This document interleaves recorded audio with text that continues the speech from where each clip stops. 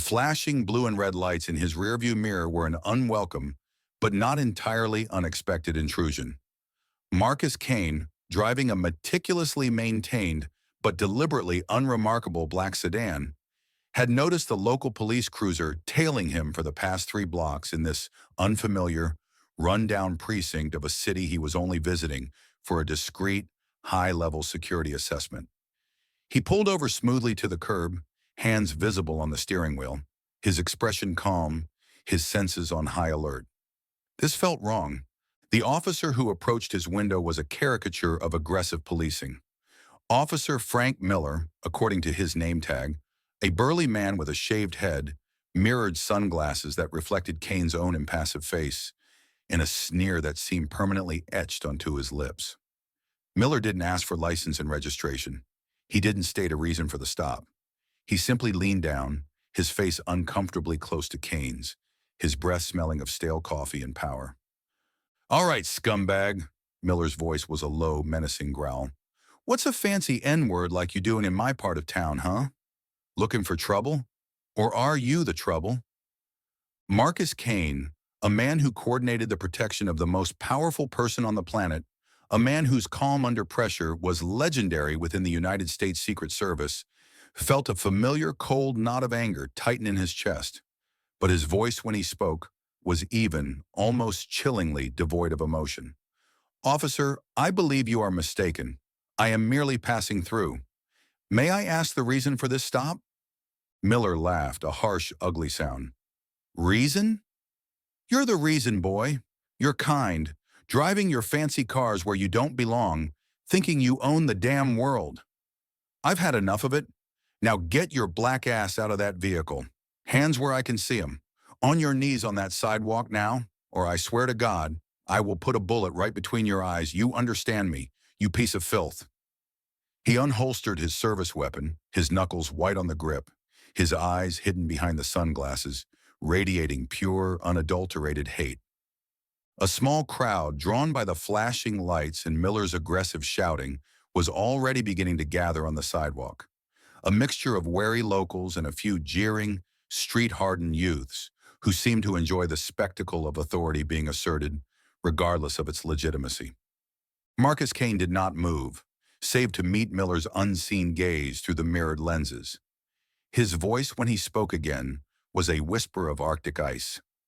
"Officer Miller," he said, his tone conveying a certainty that should have given any sane man pause.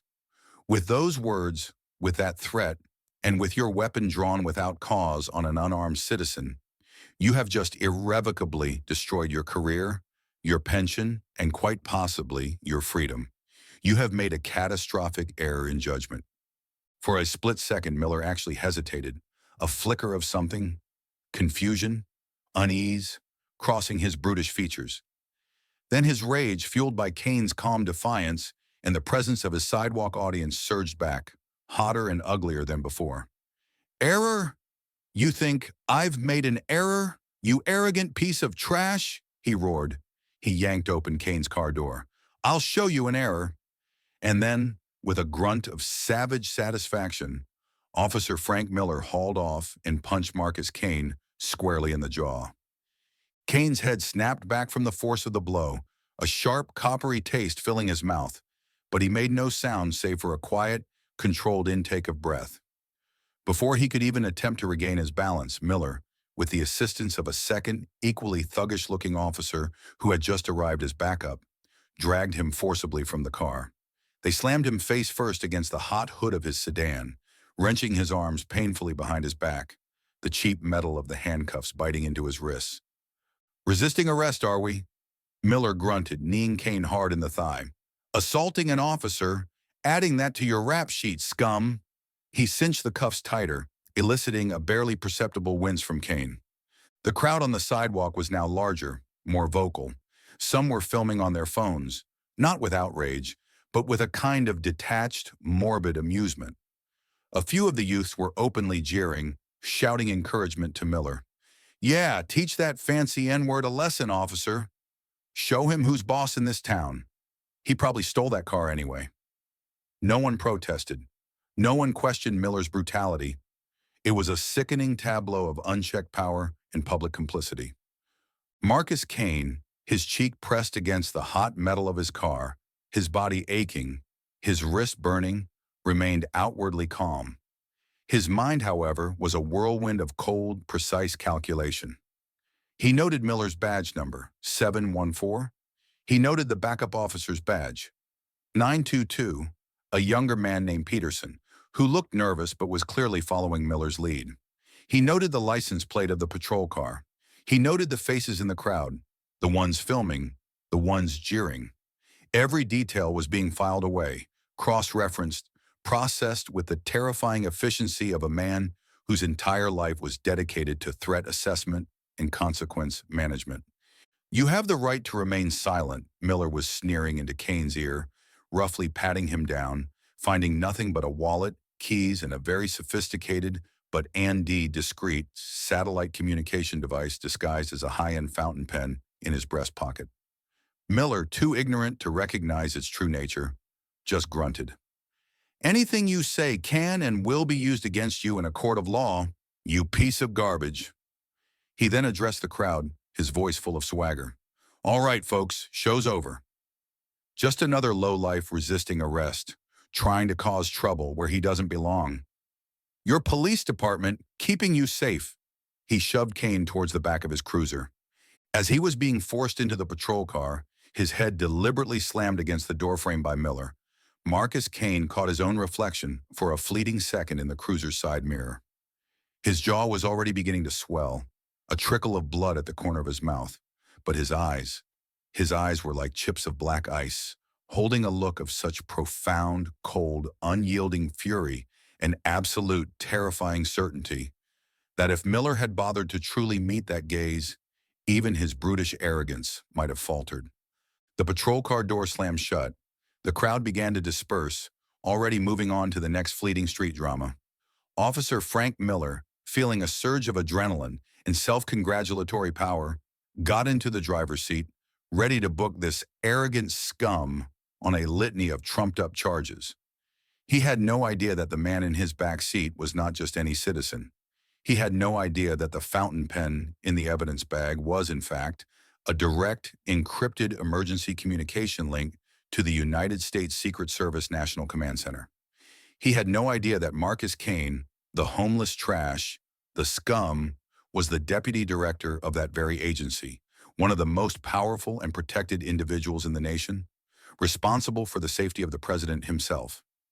He had no idea that by punching that man, by uttering those words, by abusing his badge in such a flagrant, hateful way, he hadn't just arrested a citizen.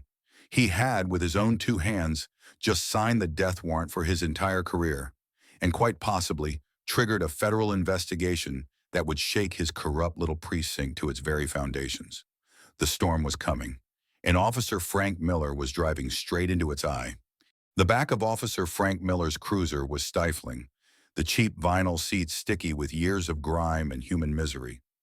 Marcus Kane remained preternaturally calm, his mind a supercomputer processing data, assessing threats, formulating responses. Miller in the front seat was still riding high on his adrenaline rush, chattering into his radio, his voice laced with swagger and self-congratulation as he described the combative, resisting scumbag he had heroically subdued. "Yeah, dispatch. Bringing in a real prize," Miller cackled. "Black male, fancy suit, probably stolen car. Got aggressive when I pulled him over for looking suspicious. Threw a punch at me, can you believe it? Resisting. The whole 9 yards. Gonna book him for everything I can think of. Teach these animals some respect." Kane listened, his expression unchanging, filing away every lie, every slur. He had, with a subtle, almost imperceptible movement of his thumb against his palm as he was being cuffed, activated the emergency distress beacon on the fountain pen, his customized, ultra-secure Secret Service communicator.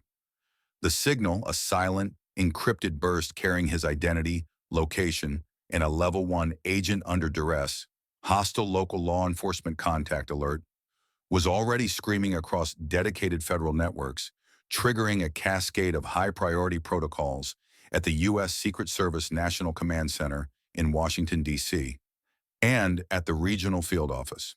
Miller, of course, was blissfully, catastrophically unaware. They arrived at the 17th precinct, a notoriously run-down, brutalist concrete structure that reeked of stale cigarettes, unclean toilets, and decades of festering corruption. The desk sergeant, a corpulent, jowly man named Henderson whose uniform looked like it had lost several battles with various food items, eyed Kane with open hostility as Miller roughly frog-marched him in. "Well, well, Miller," Henderson grunted, not even bothering to look up from his greasy tabloid newspaper. "What fresh hell have you dragged in off the streets today? Another one for the revolving door?" "Morning, Sarge," Miller said with a wide, predatory grin, shoving Kane hard against the booking counter. "Got a real prize specimen here. Calls himself, well, actually, he hasn't said much. Too busy resisting and assaulting me. But he looks like high-end trouble. Thinks he's better than us. We'll soon disabuse him of that notion." "Empty your pockets, scumbag." Another officer, younger with a cruel, bored smirk, Peterson, Miller's earlier backup, ordered Kane, shoving a filthy plastic evidence bin towards him. Kane calmly, methodically, placed his wallet, containing his official, but currently concealed, U.S. Secret Service credentials and a surprisingly small amount of cash, his keys and a few other innocuous personal items into the bin. He made no mention of the pen, which was already technically in Miller's possession, though Miller had just tossed it contemptuously into a larger evidence bag with Kane's other, non-existent weaponry. "I require immediate access to legal counsel, as is my constitutional right," Kane stated, his voice even, devoid of any tremor or fear, a fact that seemed to irritate Henderson even more. "Legal counsel?" Henderson finally deigned to look up, his small, piggy eyes narrowing with suspicion and disdain. He guffawed, a wet, unpleasant sound. "Oh, you hear that, boys? This piece of street trash wants his fancy lawyer. What's the matter, pal? Did Mommy and Daddy forget to give you your allowance to call your high-priced shyster?" He leaned forward, his voice dropping to a menacing growl. "You get your call when we say you get your call, and not a second before. Around here, we decide what rights you have. Now shut your damn mouth and spread them for processing." What followed was a masterclass in petty humiliation and systemic abuse. Kane was subjected to an unnecessarily rough, deliberately demeaning search. His fingerprints were taken with excessive force, his photograph snapped against a grimy wall adorned with obscene graffiti, the flash bulb momentarily blinding him. Through it all, he remained a pillar of icy, observant calm. His mind, honed by years of operating in high-threat environments, was a recording device, noting every procedural violation, every sneering insult, every name tag, every detail of this corrupt, decaying precinct. He saw the fear in the eyes of a young public defender, a Ms. Albright, who briefly, listlessly, tried to ascertain his situation from outside the bars of a nearby holding cell, only to be waved away dismissively by Henderson. "Don't waste your time on that one, Albright," Henderson had sneered. "He's Miller's special project, going down for the long haul." Kane was then thrown into an overcrowded, fetid holding cell. The stench of unwashed bodies, stale vomit, and raw despair was a physical assault. His cellmates, a twitchy, paranoid drug addict muttering about government conspiracies, a belligerent drunk aggressively demanding Kane's non-existent cigarettes, and a gaunt, hollow-eyed man with a fresh, bloody gash over his eye who just stared silently, menacingly at the wall, were not exactly a welcoming committee. "Well, well, look what the pigs dragged in," the drunk slurred, staggering towards Kane, his breath a toxic cloud. "Fancy suit, pretty boy. You ain't gonna last long in here looking like that." Kane, without a word, moved to the far corner of the cell, a space grudgingly yielded due to the sheer, unnerving intensity of his calm, direct gaze. He sat, his back to the cold, damp concrete wall, his posture erect, his eyes constantly scanning, assessing every threat, every potential weapon, every escape route, just as his Secret Service training had drilled into him. He was not just a prisoner, he was a federal agent, deep undercover by accident in hostile territory. Meanwhile, in the squad room, Officer Frank Miller was gleefully composing his arrest report, a work of pure, unadulterated fiction. He described Kane as a highly aggressive, physically threatening individual, matching the description of a suspect in a recent series of armed robberies, a complete fabrication. He detailed how Kane had violently resisted arrest, striking this officer multiple times in the face and chest. Kane hadn't laid a finger on him. He added that Kane had uttered numerous terroristic threats against law enforcement personnel and was suspected of being under the influence of narcotics due to his erratic behavior and superhuman strength. Kane was a teetotaler with a fitness regimen that would make a Marine drill instructor weep. Peterson, Miller's backup, nervously signed the false report as a witness, clearly intimidated by Miller, but also eager to curry favor. "This'll put this scumbag away for years, Petey," Miller chortled, slapping his partner on the back. "One less animal off our streets, and maybe a commendation for us, eh?"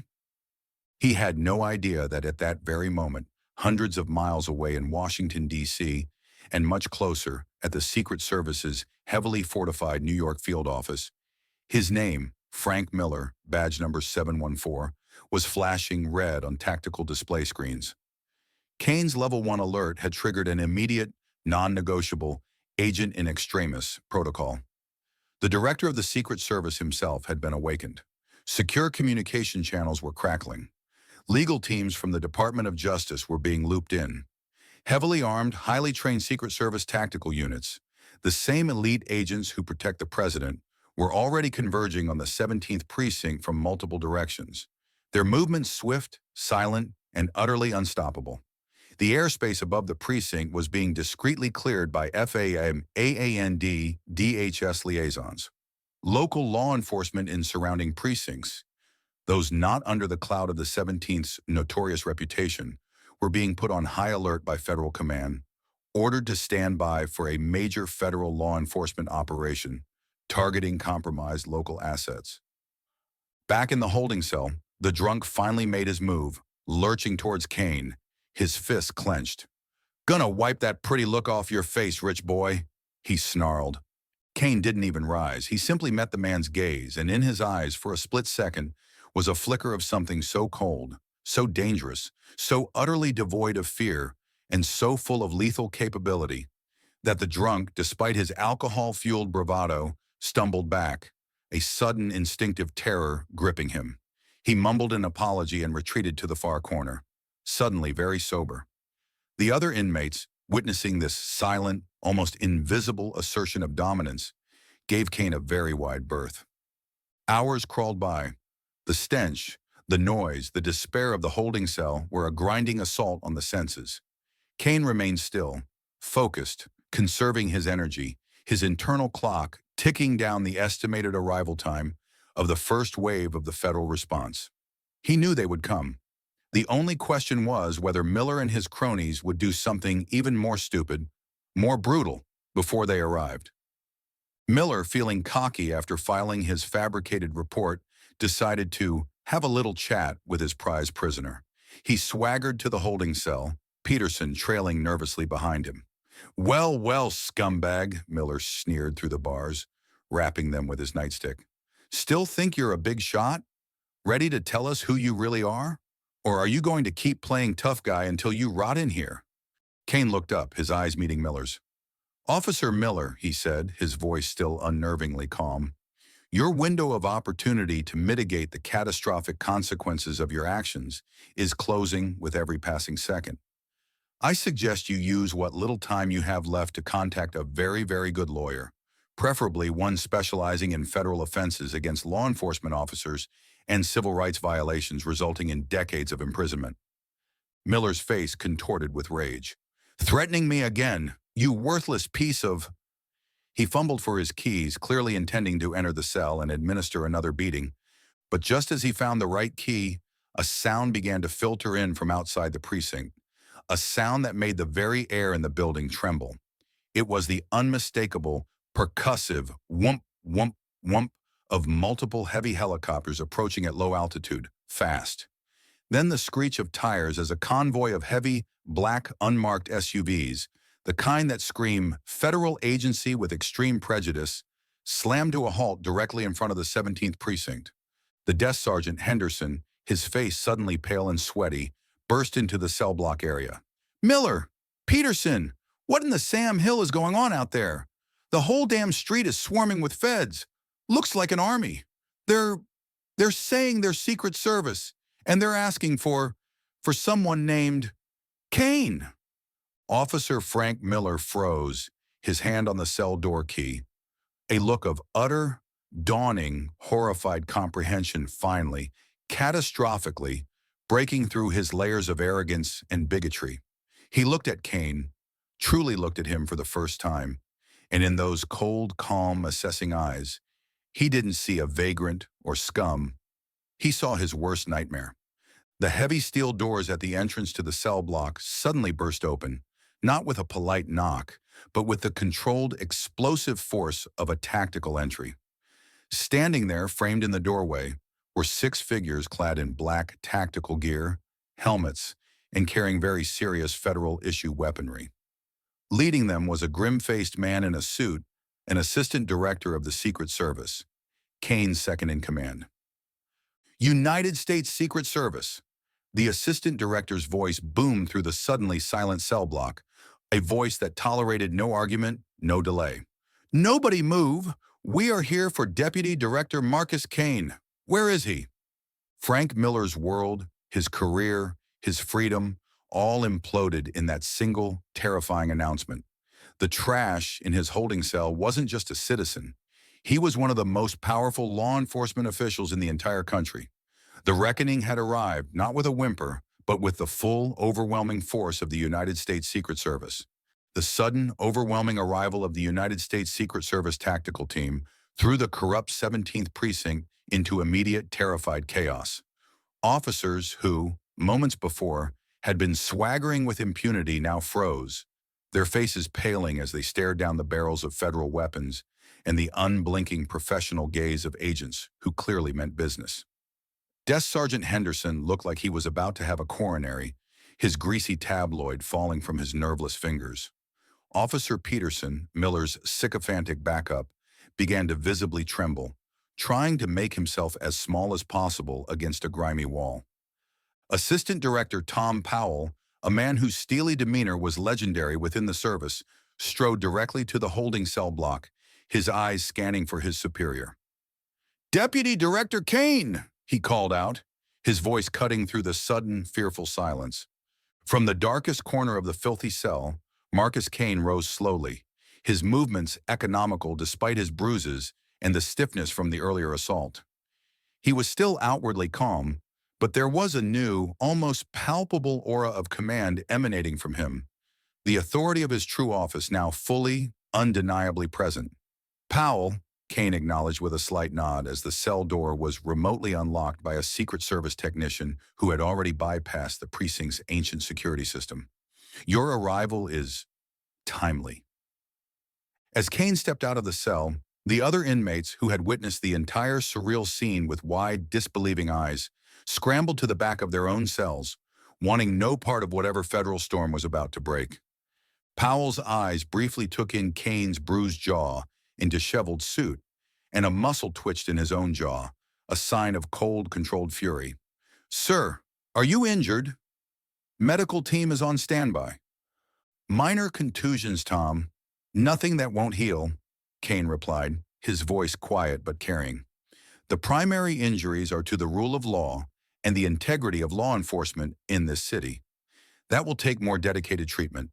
His gaze then fell upon Officer Frank Miller, who was being held, white-faced and sputtering, between two impassive Secret Service agents. "Officer Frank Miller, badge number 714, Kane said, his voice devoid of any emotion, save for a chilling finality.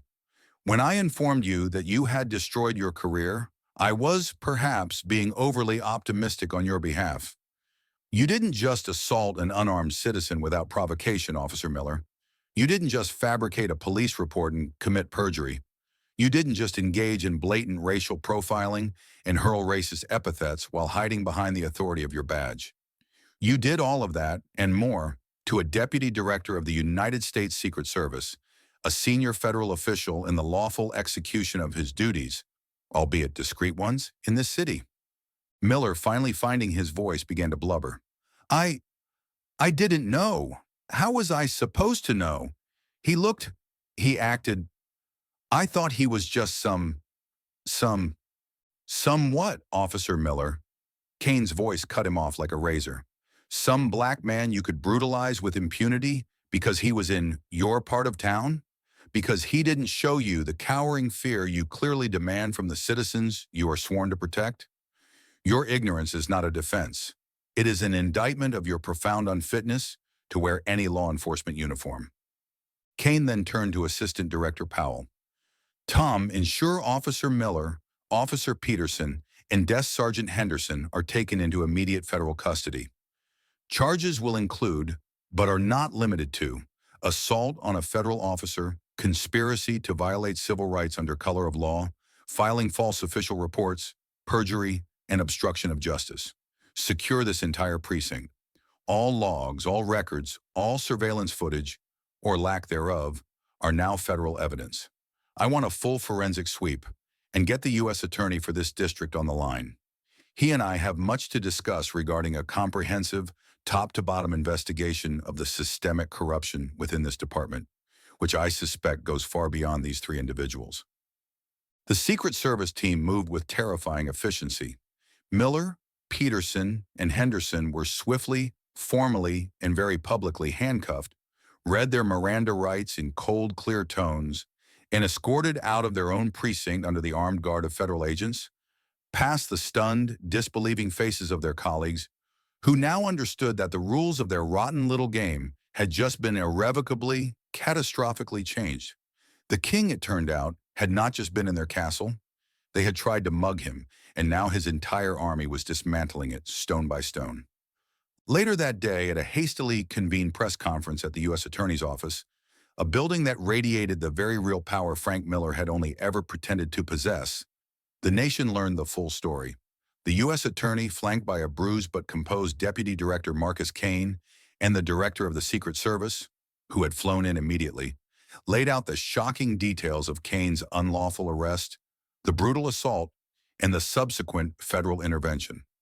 This morning, the U.S. Attorney stated, his voice grave, a senior federal law enforcement official, a man who has dedicated his life to protecting the highest office of this nation, was subjected to a vicious, unprovoked, and racially motivated assault by officers of a local police department. This was not just an attack on an individual, it was an attack on the rule of law, an attack on the very principles of justice these officers were sworn to uphold. Let me be unequivocally clear. Such conduct will not be tolerated. The Department of Justice has launched a full-scale pattern or practice investigation into the 17th precinct, and indeed into the broader systemic issues within this city's police department. Officer Miller and his accomplices will face the full, unyielding force of federal prosecution. There are no blue walls high enough to protect those who so grotesquely abuse their oath and their power. Deputy Director Kane then stepped to the podium. He did not speak of his own pain or humiliation. He spoke with quiet, powerful eloquence about the broader implications. What happened to me today, he said, is tragically not an isolated incident for many citizens of this nation, particularly those in minority communities. My experience, while shocking because of my position, simply provides a glaring spotlight on a cancer that eats at the heart of too many law enforcement agencies. The cancer of prejudice, of unchecked power, of a warrior mentality replacing a guardian ethos. The true strength of law enforcement lies not in its capacity for violence, but in its unwavering commitment to justice, to equality, and to the constitutional rights of every single person, regardless of their race, their appearance, or where they happen to be driving. My hope is that this deeply unfortunate incident will serve as a catalyst for profound, meaningful, and lasting reform. Because true security for our communities and for our nation can only be built on a foundation of trust, accountability, and equal justice for all. The impact was seismic. Officer Frank Miller, Officer Peterson, and Desk Sergeant Henderson were swiftly indicted by a federal grand jury. Faced with overwhelming evidence, including Kane's own meticulously documented account and the precinct's own selectively edited but still damning surveillance footage. They were all convicted.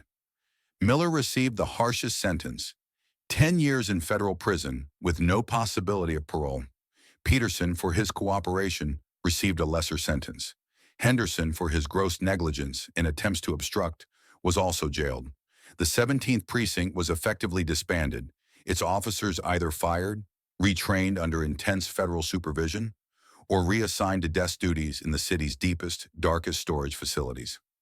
The Department of Justice's pattern or practice investigation led to a sweeping, court-enforced consent decree that mandated root and branch reform of the entire city police department. The videos taken by the crowd during Kane's brutal arrest, which had initially been circulated by Miller's supporters as proof of Kane's aggression, now went globally viral, but with a new, devastating narrative.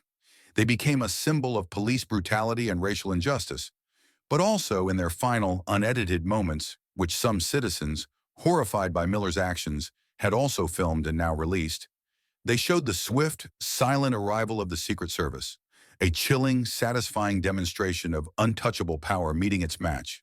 The audience, the public, cheered, not for vengeance but for accountability, for the rare visible triumph of systemic justice over systemic abuse. The final scene, months later. The 17th Precinct building is being renovated, a sign out front proclaiming it the future site of a new Community Police Partnership and Civil Rights Education Center. Inside a federal penitentiary, former officer Frank Miller, stripped of his uniform, his power, his arrogance, is mopping a long, bleak corridor, his face a mask of bitter, self-pitying regret. He looks up as a television in the prison common room airs a news report. Deputy Director Marcus Kane, looking distinguished and fully recovered, is addressing a graduating class of new Secret Service recruits. The authority you will soon wield, Kane is telling the young agents, is immense, but it is not a license for arrogance nor a shield for prejudice. It is a profound responsibility, a sacred trust.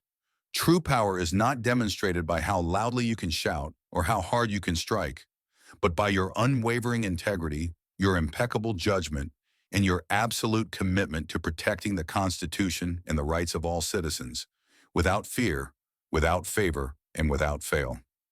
Remember always, justice must not only be done, it must be seen to be done with courage, with honor, and with an unshakable belief in the inherent dignity of every human being. The camera focuses on Kane's steady, determined gaze, then perhaps on the Secret Service emblem, a symbol of protection and integrity. The final graphic overlay appears. Justice defeats discrimination. True power upholds the law. The imagined audience would be giving a standing ovation, not just for a hero's vindication, but for the hope of a more just system. That's not just a takedown, that's a federal overhaul. Miller went from power trip to prison trip. Deputy Director Kane just defined boss-level justice.